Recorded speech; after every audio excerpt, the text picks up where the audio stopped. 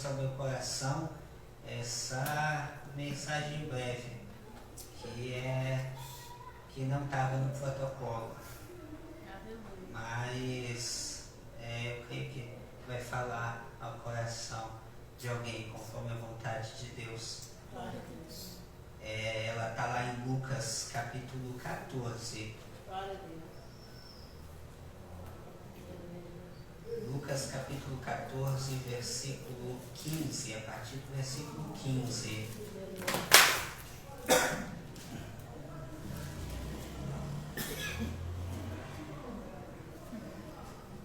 Diz assim, Lucas 14, a partir do 15. E, ouvindo isto, um dos que estavam com ele à mesa disse-lhe: Bem-aventurado que comer pão do reino de Deus.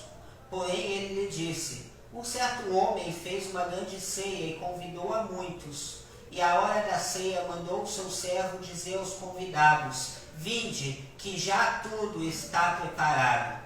E todos a uma começaram a escusar-se. Disse-lhe o primeiro: Comprei um campo, importa ir vê-lo. Rogo-te que me hajas por escusado. E outro disse: Comprei 5 juntas de bois e vou experimentá-los. Rogo-te que me hajas por escusado. E outro disse: Casei-me com minha esposa e, portanto, não posso ir. E, voltando aquele servo, anunciou essas coisas ao seu senhor. Então, pai de família, indignado, disse ao seu servo: Sai depressa pelas ruas e bairros da cidade e traz aqui os pobres e aleijados e mancos e cegos. E disse o servo: Senhor, feito está como mandaste, e ainda há lugar. E disse o Senhor ao servo: Sai pelos caminhos e valados e força-os a entrar, para que a minha casa se encha. Porque eu vos digo que nenhum daqueles homens que foram convidados provará a minha ceia. Ora, ia com ele uma grande multidão, e, voltando-se, disse-lhe: Se alguém vier a mim e não aborrecer a seu pai, e mãe, e mulher, e filhos, e irmãos e irmãs, e ainda também a sua própria vida, não pode ser meu discípulo. E qualquer que não levar a sua cruz e não vier após mim, não pode ser meu discípulo. Repetindo o versículo-chave que veio ao meu coração. E voltando aquele servo, anunciou estas coisas ao seu senhor. Então o pai de família indignado disse ao seu servo: Sai depressa pelas ruas e bairros da cidade e traze aqui os pobres, aleijados e mancos e cegos. Nós somos essas pessoas. Nós somos esses aleijados e mancos e cegos e pobres. Mas o Senhor nos trouxe. Tinha pessoas de muito mais padrão social elevado, pessoas muito mais aptas do que a gente, pessoas que tinham muito mais capacidade, muita possibilidade de fazer muito mais pelo reino dos céus. E essas pessoas foram chamadas assim. Mas Deus escolheu aqueles menores, aqueles loucos e aqueles pequenos. Louvado seja Deus por isso. Agora vamos para a mensagem oficial. E o título dela é: A forma que Deus usa para identificar se a pessoa é boa ou ruim, ou como saber se uma pessoa é boa ou ruim. E o texto base está lá em Mateus, capítulo 12, versículo 35. Por gentileza, vamos lá?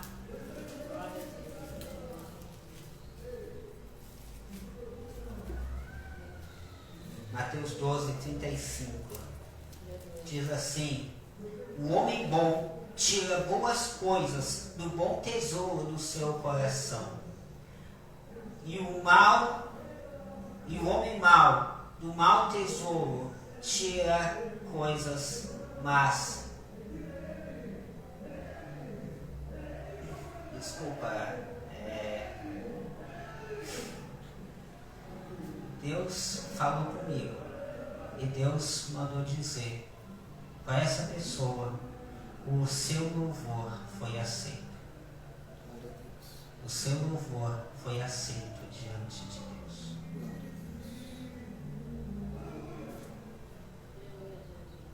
Aqui fala um pouco sobre a diferença da bondade diante de Deus e dos homens em relação à perspectiva humana e à perspectiva bíblica.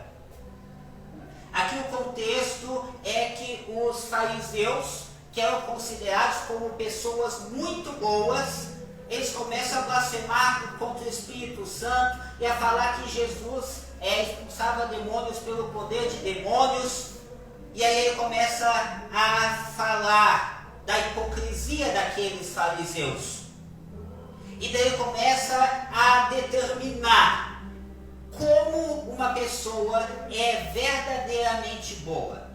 Quando Deus olha para a gente, Ele vê a gente como bom ou ruim. Vai ser bom ou ruim de acordo com os parâmetros dele, de acordo com o que Ele diz que é bom ou ruim. Hoje existe o que as pessoas do mundo acreditam que seja bom ou ruim. Mas existe algo que Deus diz que torna uma pessoa boa ou ruim. E é isso que a gente vai ver essa noite com a bênção e poder de Deus.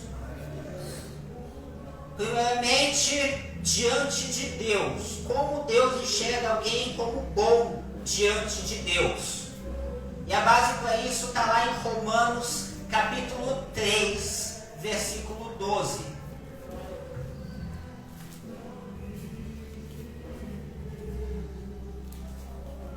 Romanos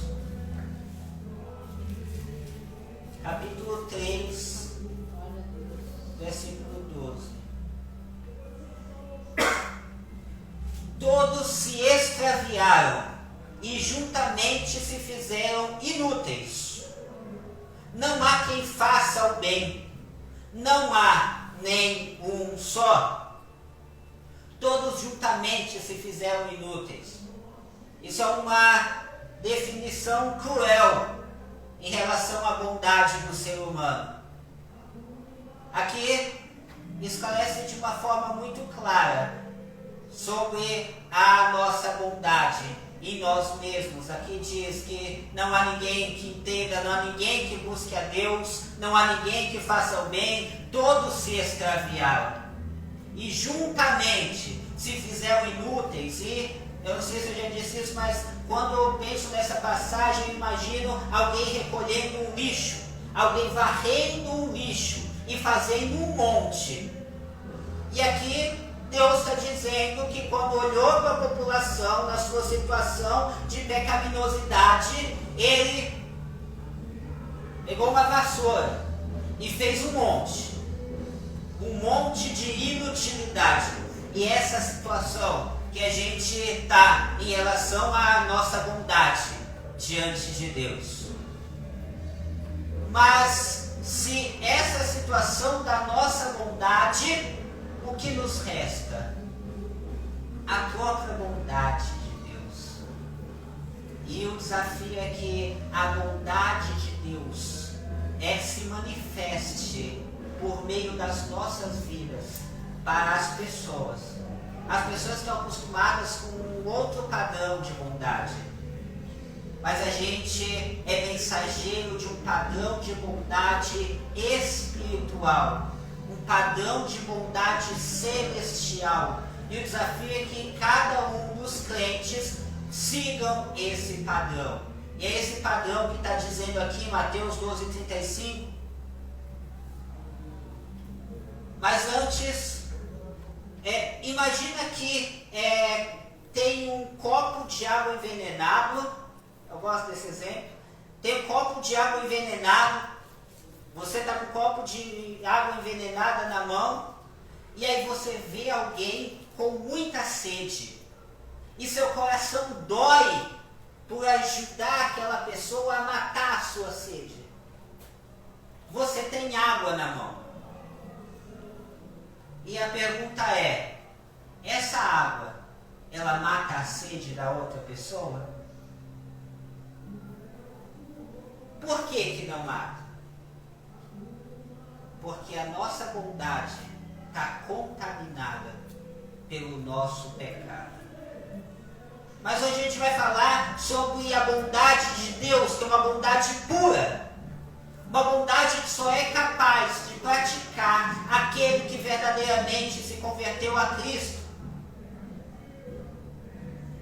Quando nós nos convertemos, Jesus nos dá uma água viva, uma água pura, já não é envenenada mais, e nos torna habilitados para exercer a bondade juntamente com a nossa conversão. A bondade que Deus quer estabelecer aqui na terra, não uma bondade fraca e circunstancial, como a gente vê aí pelo mundo. E é sobre essa bondade que a gente vai falar. Em 1 João, capítulo 1, versículo 9, diz assim: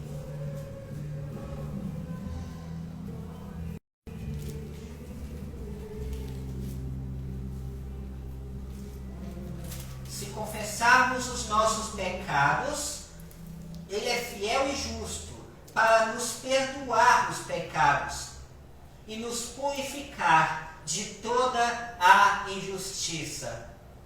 E aqui a gente vê justamente essa purificação do veneno, essa capacidade que a gente recebe para ter uma posição de justiça diante de Deus. E é essa posição de justiça que faz com que Ele aceite a nossa bondade. Em Atos 15, 9, nós vamos ler mais sobre a situação dos gentios.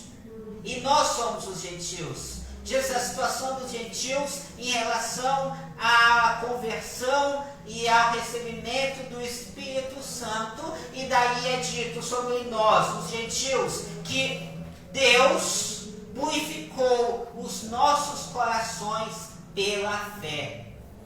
Então a gente aprende que essa purificação dessa nossa vida, dessa nossa bondade, ela está diretamente ligada à nossa conversão ao Evangelho. A crença no feito de Jesus Cristo na cruz do Calvário. A nossa fé no feito substitutivo de Jesus Cristo. E aí, agora a gente está com uma nova vida. E um copo limpo. Tudo novo. E aí a gente entra na nossa mensagem. O que a gente vai fazer com esse copo de água viva e limpa? Aí entra a parte da nossa decisão. O que a gente entesourar no nosso coração é que vai dizer se a gente é bom ou é mau, se é bom ou é ruim. Somos nós que decidimos o que a gente vai colocar nesse nosso coração purificado pela fé. E agora a gente já está falando de um processo de luta, um processo de dificuldade, um processo de mortificação da nossa carne, um processo de santificação e um processo de transformação conforme a imagem de Jesus Cristo. Aqui, então, fala em Mateus 2,35 sobre a hipocrisia dos fariseus que falavam coisas boas, mas agiam de um modo ruim. E o fato é que a gente também corre esse risco. Falar coisas boas e agir de modo ruim. E, como aqueles fariseus, cometer aqueles mesmos erros e sofremos a mesma condenação de Jesus Cristo que foi aplicada a eles. E é por isso que Deus estabelece uma forma, um parâmetro, um padrão para definir se a gente é realmente bom ou ruim diante de Deus e dos homens. E essa forma é diferente da forma humana. Essa forma é dita em Mateus 12,35, a gente vai ver sobre ela. Para começar, gostaria de ler novamente a primeira parte de Mateus 12:35. O homem bom tira boas coisas do bom tesouro do seu coração. Aqui diz que, primeiramente, o homem bom tira coisas boas. Os fariseus tiravam palavras boas, mas tem uma diferença aí. O homem bom tira coisas boas, não só palavras boas. Tem aquele dito que dizem sobre o crente papagaio, já ouviram? Existe crente papagaio. Se você ensinar um papagaio a falar Deus te ama, ele vai falar com sotaque, mas ele vai conseguir falar Deus te ama. Mas não tem coração. Não tem coração, e isso é uma das principais diferenças. O coração não está vinculado a Deus. Isaías 29:13 diz que esse povo me honra com os seus lábios, mas o seu coração está longe de mim. E Deus quer o nosso coração, porque sem ele tudo é inútil. Quando Deus diz e juntamente se fizeram inúteis, é porque não tinha coração. E a gente corre o risco de perder o nosso coração ao longo do tempo. Mesmo que permaneça os lábios louvando, ainda que os lábios permaneçam falando algo bom. E eu passei por isso durante um período da minha vida. Você permanece igualzinho por fora, mas por dentro você se afastou e você sabe disso.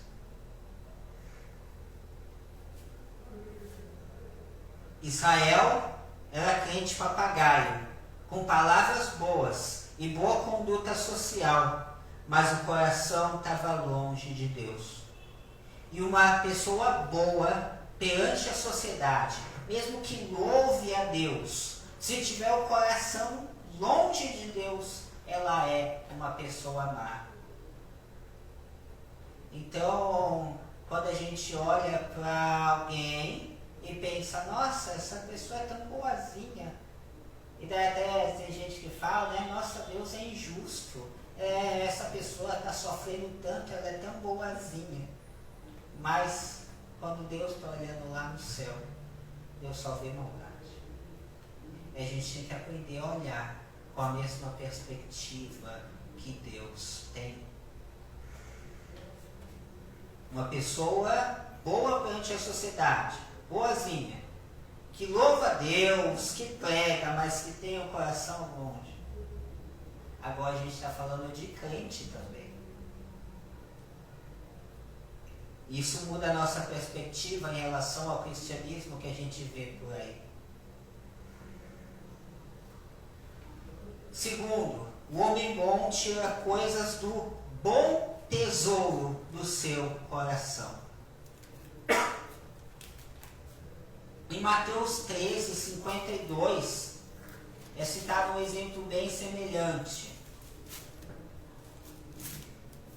Diz assim: e ele disse-lhes, por isso, todo escriba instruído acerca do reino dos céus é semelhante a um pai de família, que tira do seu tesouro coisas novas e velhas. E aí, começa a falar de uma situação esquisita. Uma pessoa que conhece a verdadeira palavra de Deus, mas estava numa posição de destaque na comunidade judaica, e daí estava naquele impasse. Sabia a verdade, conheceu o Evangelho, sabia que Jesus Cristo é o Filho de Deus encarnado que morreu na cruz do Calvário, mas estava vinculado a uma religião muito forte, de uma forma muito forte. E aí, essa pessoa precisava decidir. E aí, o que é que eu vou fazer?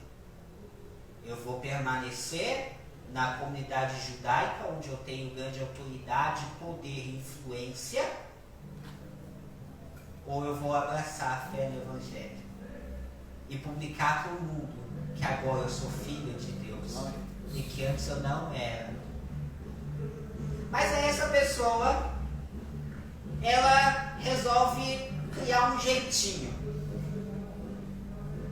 A gente tem mania de, ao invés de resolver as coisas, criar um jeitinho. E essa pessoa, ela criou. De vez em quando ela pendia para a comunidade judaica, de vez em quando ela pendia para o Evangelho. E aí ficava nessa. E aí?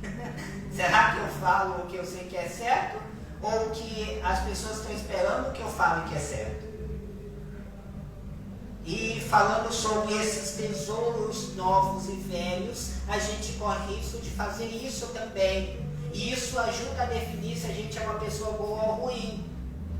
Porque a gente pode acabar tirando do nosso coração coisas ruins e boas. E falando coisas ruins e boas. E no caso dessa pessoa, faltava ousadia para tirar do seu coração as coisas boas. E será que a gente, dependendo do nosso contexto, a gente não corre o risco de omitir as coisas boas que a gente tem para falar? Ah, mas eu estou num contexto aqui que se eu falar isso daí não vai ser legal. As pessoas não vão receber bem. Mas quem disse que é para receber bem? Deus manda falar bem. E na verdade falar o bem. E em relação ao comportamento, todo mundo está fazendo de um jeito. E aí, você, maluco, chamam de cristão, Jesus chama de louco para o mundo, resolve fazer diferente. E aí todo mundo olha e te acha estranho. E ou se impressiona ou principalmente despreza. E antes de fazer algo diferente, você sabe que você vai sofrer algum tipo de retaliação. Sabe ou não sabe? E aí você fica com aquele negócio na sua cabeça. Você fica pensando, e aí, faço ou não faço? Falo ou não falo?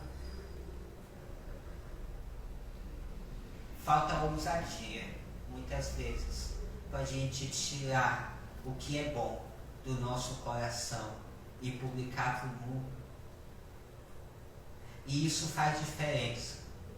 Isso contribui para a definição de se a gente é bom ou é ruim diante de Deus. Ousadia para falar o que é certo e para fazer o que é certo, ainda que vá sofrer retaliação, ainda que seja difícil, porque foi isso que Jesus ensinou. E aonde estão esses bons tesouros?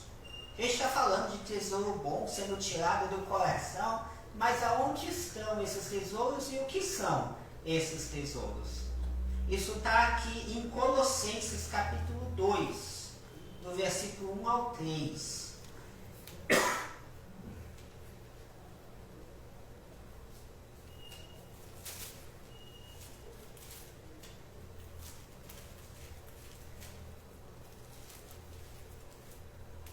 Porque quero que saibais, quão grande combate tenho por vós e pelos que estão em Laodiceia, e por quantos não viram meu rosto em carne, para que os seus corações sejam consolados e estejam unidos em amor e enriquecidos da plenitude da inteligência para o conhecimento do mistério de Deus e Pai e de Cristo, em quem estão escondidos todos os tesouros da sabedoria e da ciência.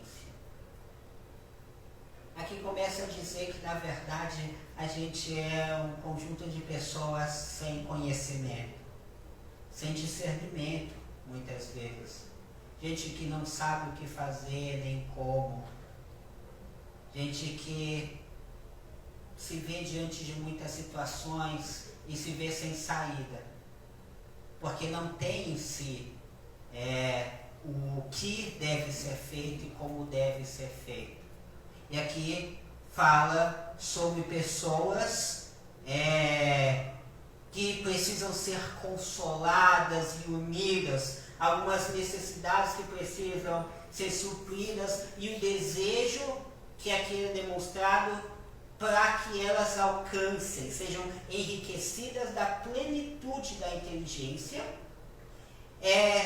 e que esses tesouros estão escondidos, esses tesouros da sabedoria e da ciência estão escondidos em Deus e Pai e de Cristo. E daí tem aquela passagem que diz que se você tem falta de sabedoria, peça a Deus, porque Deus dá a todos com liberalidade, ser-lhe-á dado. Peça, porém, com fé. E aqui mostra, olha, Deus está lá, Jesus Cristo está lá, cheio de sabedoria e conhecimento, inteligência e todas as respostas que você precisa para a sua vida e para a sua alma. E você está aí, e eu estou aqui, sem ter essas respostas. E aí ele começa a ensinar, olha, esses tesouros que você precisa, você alcança em mim, você encontra em mim. E vão ser eles que vão te habilitar a fazer o que é certo aqui no mundo. Então, quanto mais a gente busca tesouros no reino dos céus, mais a gente está habilitado a transmitir, a tirar. A gente utiliza o nosso coração como um depósito de tesouros, como uma caixa de tesouros. A gente pega esses tesouros no trono de Deus e coloca nessa caixa e deixa ali, no momento certo. E o momento certo chega. E Deus usa a gente nesse momento certo, para que seja tirado aquilo que Deus quer desse tesouro que foi depositado na nossa busca. E quanto mais a gente tira, mais a gente pega e deposita e mais tem. E quanto mais a gente usa, mais a gente é considerado bom diante de Deus. E daí tem gente que busca muito, mas usa pouco. Tem gente que busca pouco e usa muito. Quem busca muito e usa pouco se incha. Não é engordar, não. Quem usa pouco e busca muito se incha. Quem busca pouco, quem busca pouco e usa muito, se cansa, fica exausto espiritualmente, fica sedento e passa da posição de oferecedor para a posição de dependente. E sempre a pessoa pode buscar a Deus e obter mais, mas o propósito é que a gente se enriqueça na plenitude da inteligência, para ter muito e manifestar muito e se tornar bom diante de Deus e diante dos homens. E qual é o local que é armazenado esse tesouro tão importante que define a direção da sua vida, da minha vida e os caminhos do nosso coração? A resposta está lá em 2 Coríntios capítulo 4, versículo 7. 2 Coríntios capítulo 4, versículo 7 diz. Vamos ler o 6 também.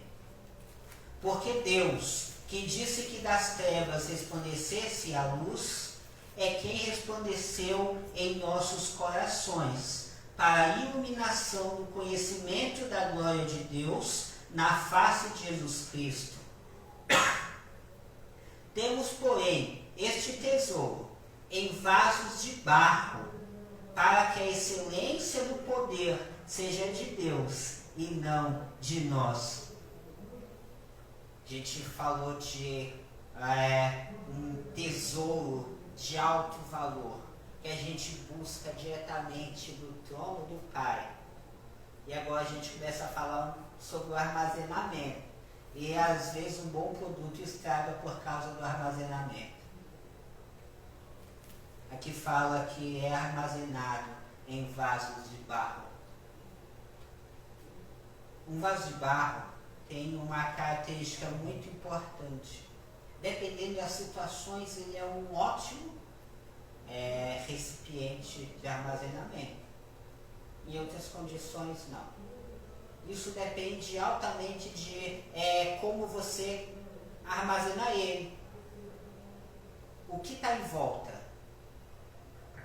Se você coloca ele num local seco, vai ter um efeito. Se você coloca ele num local úmido, vai ter outro efeito. E o que eu quero dizer sobre isso é que às vezes a gente acaba não cuidando do depósito que a gente recebe de Deus. Às vezes a gente acaba não cuidando do nosso coração, que é onde está depositado esses tesouros tão importantes. E quando a gente não cuida desse nosso coração, esses tesouros eles vão se definhando dentro da gente. E vão perdendo a capacidade e o poder de ser transmitido para o mundo, a iluminação do conhecimento de Deus. E quando isso acontece, a gente tem muito, mas tem muito deturpado. E é o que a gente vê em muitos casos, pessoas que buscaram a Deus, pessoas que frequentaram a igreja, ficaram um tempo, tiveram experiências espirituais, mas de repente começa a fazer tanta mistura, tanta lambança dentro do seu coração, que elas se afastam e naufragam na fé. A gente precisa cuidar desse vaso de barro, porque é nele que se armazena os tesouros que vêm do trono de Deus.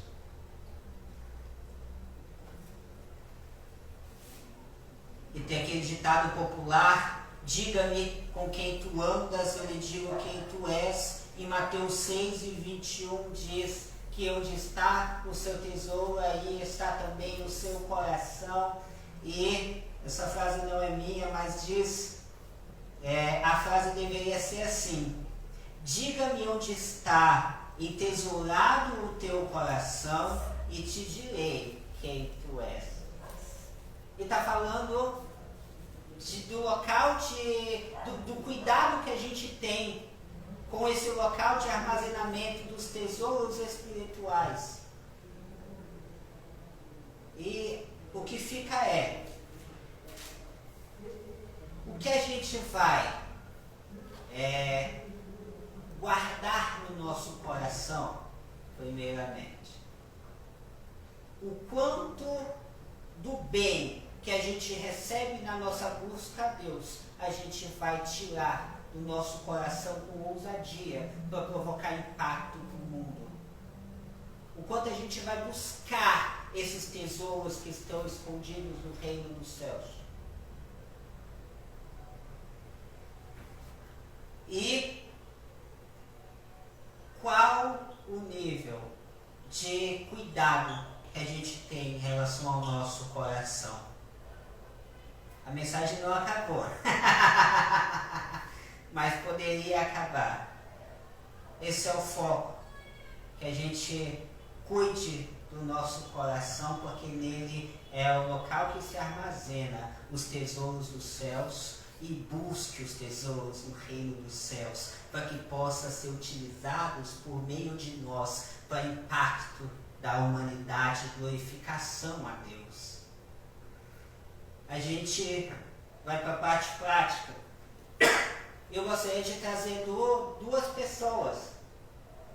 Uma delas que tirou boas coisas do seu coração. Depois uma que não tirou boas coisas do seu coração. O primeiro deles é Josias. Gostaria que, por gentileza, abrir em 2 Crônicas, capítulo 34.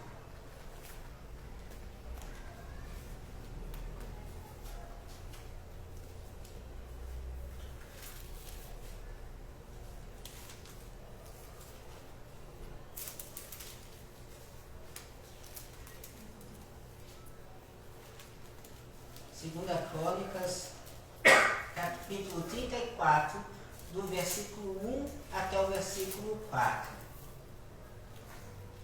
Diz assim: Tinha Josias 8 anos, quando começou a reinar, e 31 anos reinou em Jerusalém.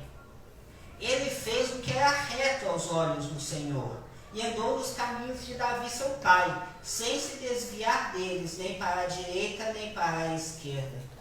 Porque, no 8º ano do seu reinado, sendo ainda moço, começou a buscar o Deus de Davi seu pai. No 12º ano, começou a purificar a Judá e a Jerusalém dos altos, dos bosques e das imagens de escultura e de fundição. O foco aqui está no versículo 3, que diz que, mesmo sendo jovem, ele começou a buscar. E quando a gente começa a buscar, começa a provocar impacto. E quanto maior o impacto, maior é a resistência. E maior o nível de percepção que a gente tem em relação ao erro.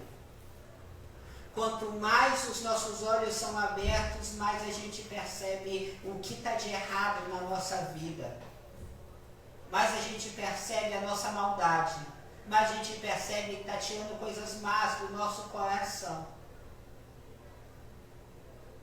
E Josias percebeu isso quando começou a buscar o Senhor. E mesmo sendo moço, chegou o momento em que ele percebeu: nossa, está tudo errado. E essa é a realidade da vida cristã. A gente se converte, está naquela disposição muito grande, e daí de repente Deus começa a abrir aos poucos os nossos olhos e começa a mostrar: ó, você faz isso daqui de errado, isso daqui também, isso daqui você deveria fazer dessa forma de cá. Isso daqui que você pratica não deveria estar praticando. O que você diz não deveria estar pensando. Ou melhor, o que você diz não deveria estar dizendo, o que você pensa não deveria estar pensando. E a gente começa a ter que tomar uma decisão. Josias estava aqui, diante de uma decisão. Os ancestrais deles tinham sido idólatra. Israel estava entregue à idolatria. Mas estava tudo fluindo bem, porque as pessoas estavam completamente acostumadas com aquela rotina. Estava tudo certo. Os altares aos deuses já estavam construídos. Os antepassados dele não tinham buscado a Deus e as coisas continuaram iguais. Ele poderia se acomodar. As coisas já estão assim mesmo. Eu recolho o meu tributo, vivo a minha vida, faço o que eu quero e está tudo certo. A gente corre esse risco também. A gente corre isso de começar a se acomodar com os erros e começar a se moldar às situações erradas. Mas com Josias não foi assim, não. Aqui diz, nesse texto, que ele começou a receber instruções da palavra de Deus, porque a palavra de Deus foi encontrada no templo, e aí ele começa a absorver o conhecimento de Deus. Ele começa a entesourar no seu coração. E o que ele foi fazer em tudo isso? Ele começou a fazer uma coisa muito grande, como eu posso dizer, uma reforma. Muito obrigado, meu amor. Uma reforma muito grande. Ele começou a fazer um alvoroço. Ele percebeu que as coisas não estavam certas, ele não se conformou com isso. Ele começa a destruir tudo que está errado. E começa a purificar tudo. E começa a ir com tudo para que possa cumprir a vontade de Deus. Para que possa tirar aquilo que está dentro do seu coração, aquilo que ele recebeu, e fazer o máximo que ele pudesse para que as coisas se tornassem melhor. E o que estava dentro do seu coração começou a influenciar aquilo que estava à sua volta. E isso provocou um impacto. Isso provocou impacto em todo Israel. Com certeza as pessoas idólatras de geração em geração se revoltaram contra ele. Mas aqui sequer menciona essas pessoas. Porque não era isso que importava. O que importava era aplicar o conhecimento que ele tinha tido, que ele tinha recebido de Deus. Quando ele percebeu que o que ele tinha recebido era tão valioso como um tesouro, ele já não conseguiu mais deixar com que permanecesse somente no seu coração. E esse é um dos desafios para a nossa vida também. Tirar o que está aqui dentro, que a gente recebe todo domingo, toda quarta-feira, no meu caso todo sábado e todo dia é o nosso propósito. Começar a tirar e começar a transmitir.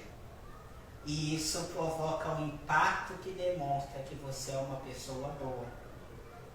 E a falta desse impacto demonstra que você é uma pessoa ruim. E começou a tirar os tesouros da sabedoria e do conhecimento de Deus, que transformaram o coração dele. Isso gerou uma consequência de purificação, uma consequência de santificação e uma consequência de obediência. Será que a gente vai permanecer sem ousadia de provocar esse impacto na nossa vida e na vida de quem está ao nosso redor, como fez Josias? Mas a gente vai ver um pouquinho sobre um antepassado dele, o Ezequias, igualmente rei de Israel, e que infelizmente contribuiu bastante para que as gerações anteriores a Josias permanecessem no erro. Então, por gentileza, abram agora em 2 Crônicas, capítulo 32, 2 capítulos antes.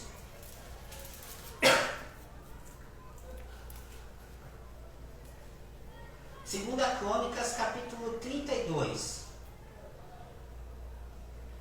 versículos 24 a 26. Naqueles dias, Ezequias adoeceu mortalmente.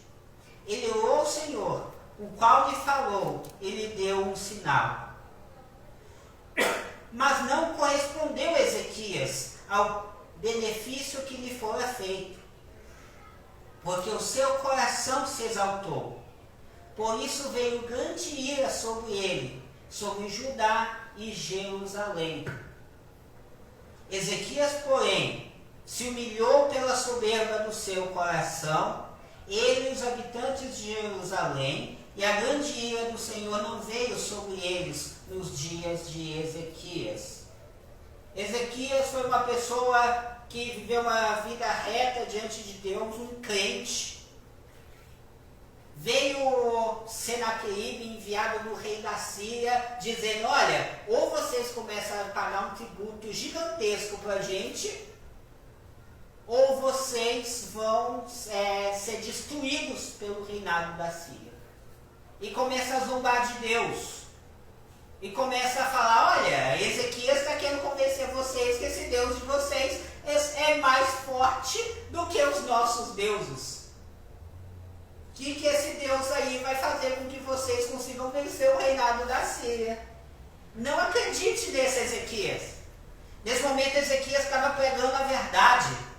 Ele estava falando, gente, vamos manter a fé. Deus vai nos livrar disso. Deus vai nos livrar do poder do reino da Síria. Ele estava divulgando a mensagem de Deus. Ele está vivendo uma vida de firmeza, de obediência. Mas aí de repente ele adoece. Isso provoca um impacto negativo. Não a doença em si, porque ele ora, Deus vai lá e cura e dá mais 15 anos. O problema é o que está em Isaías 38:15. Ele faz uma carta, mesmo depois de ser curado. Ele começa a falar o que estava se passando no seu coração. E a gente está falando sobre coração. Isaías 38:15.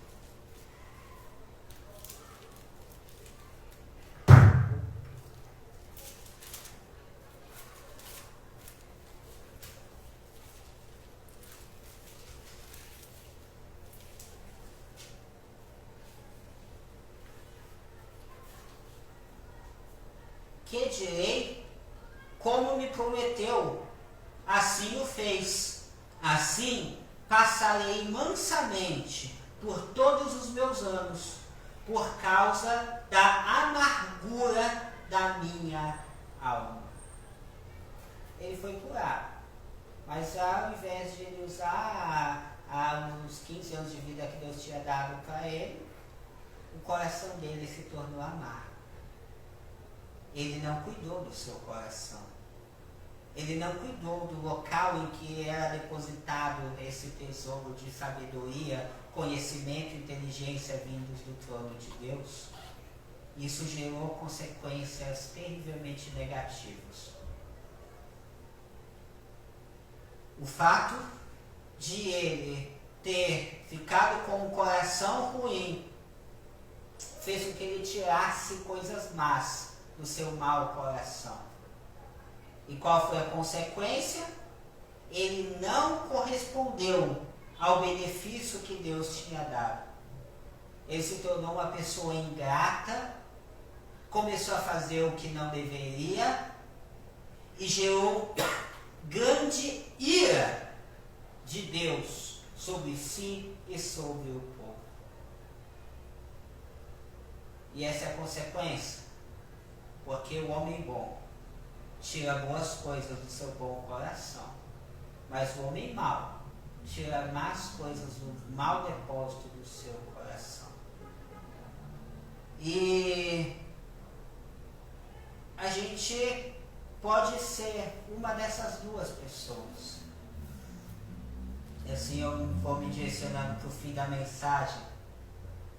A gente pode ser Josias, que não se conforma em simplesmente receber o conhecimento de Deus e que começa a usar esses tesouros para quebrar altares, para quebrar tudo aquilo que nos afasta da comunhão e intimidade com Deus, mesmo que seja difícil, mesmo que gere movimentação contrária por parte de quem está ao nosso redor. E a gente começa a fazer um alvoroço, começa a fazer uma revolução, uma mini revolução. E o desafio do cristão é que cada cristão seja um mini revolucionário. Não um revolucionário que saia pelas ruas necessariamente, mas um revolucionário aonde ele se encontra.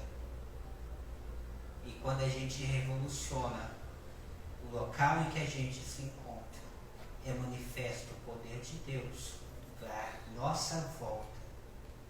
E essas pessoas têm a oportunidade de receber esse impacto da nossa bondade e se converterem ao Senhor. É claro que a quem está ao nosso redor, no nosso lugar, é muito mais difícil, porque um profeta não é bem aceito na sua casa. Mas é por isso que a gente foi colocado lá. A gente é quem está de dentro. E a revolução, ela começa de dentro para fora. E a gente vai de Jerusalém para a Judéia e Samaria e aos confins do mundo. E o desejo de Deus é que a igreja vai alcançando cada vez mais longe e de forma cada vez mais forte, de dentro para fora. Ou a gente pode ser Ezequias, que assim como Josias era crente, mas não cuidou do seu coração. O coração dele ficou ruim e fez com que ele começasse a fazer coisas ruins também. Só que se o nosso coração é como o coração de Ezequias, assim como teve para Ezequias, existiu uma chance para a gente. No versículo 36 diz que ele se arrependeu. E que quem estava ao redor dele também se arrependeu. E Deus não girou a ira, as consequências da ira que tinha sido criada sobre Ezequias. Se a gente tem o coração mau, se a gente tira más coisas do mau depósito, do mau tesouro do nosso coração, assim como Ezequias, a gente tem a oportunidade de se arrepender e afastar a ira de Deus sobre nós. Então você tem a opção de ser também Ezequias arrependido. E a decisão é nossa.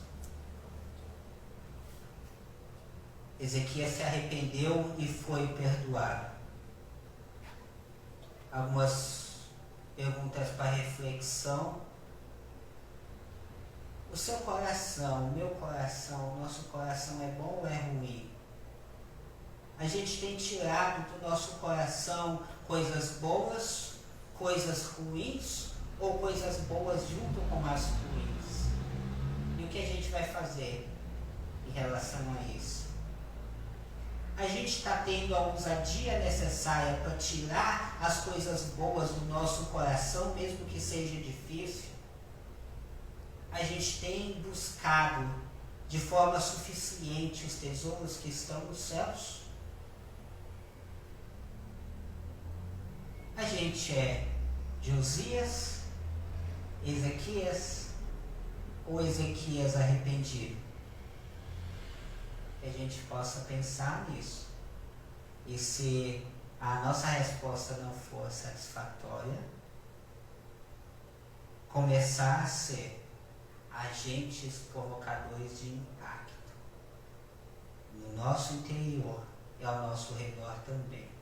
Amém? Amém.